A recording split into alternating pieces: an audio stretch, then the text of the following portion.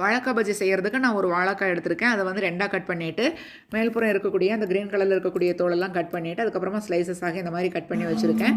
இப்போ ஒரு பாத்திரத்தில் 1 டம்ளர் அளவுக்கு கடல மாவு சேர்த்திருக்கேன். அதில் வந்து ஒரு 3 ஸ்பூன் அளவுக்கு அரிசி மாவு சேர்த்துக்கிட்டேன். அதுக்கப்புறமா கொஞ்சமாக உப்பு, காரத்துக்கு வரமிளகாத்தூள், கொஞ்சம் பெருங்காயத்தூள், ஆப்ப சோடா, சமையல் சோடான்னு சொல்லுவேன் இல்லைங்களா, அது கொஞ்சம் போட்டுக்கிட்டு கொஞ்சமாக தண்ணி ஊற்றி கலக்கிக்கோங்க. இந்த மாவு வந்து ரொம்ப கெட்டியாகவும் இருக்கக்கூடாது, தண்ணியாகவும் இருக்கக்கூடாது.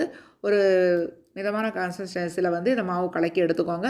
இப்போ வந்து நம்ம வானிலையில் எண்ணெய் ஊற்றி எண்ணெய் சூடான உடனேவே இந்த மாவில் வந்து அந்த நறுக்கி வச்சுருக்கக்கூடிய அந்த வாழைக்காய் ஸ்லைசஸை வந்து அப்படியே தொட்டு அந்த எண்ணெயில் போடணும். ஒரு டம்ளரில் வந்து இந்த கலக்கி வச்சுருக்கக்கூடிய மாவு போட்டுக்கிட்டு அதில் வந்து நீங்கள் தோய்ச்சி எடுத்து எண்ணெயில் போட்டீங்க இந்த வாழைக்காய் பஜ்ஜிக்கு அப்படின்னா இன்னும் சூப்பராக உங்களுக்கு வருங்க. ட்ரை பண்ணி பாருங்கள். பிகினர்ஸாக இருந்தால் இந்த மாதிரி டம்ளர் எடுத்துகிட்டு அதில் யூஸ் பண்ணி பாருங்கள். இப்போ சூப்பரான வாழைக்காய் பஜ்ஜி நம்மளுக்கு ரெடிங்க. புசு புசுன்னு உப்பலாம் செம டேஸ்டான வாழைக்காய் பஜ்ஜி நீங்களும் ட்ரை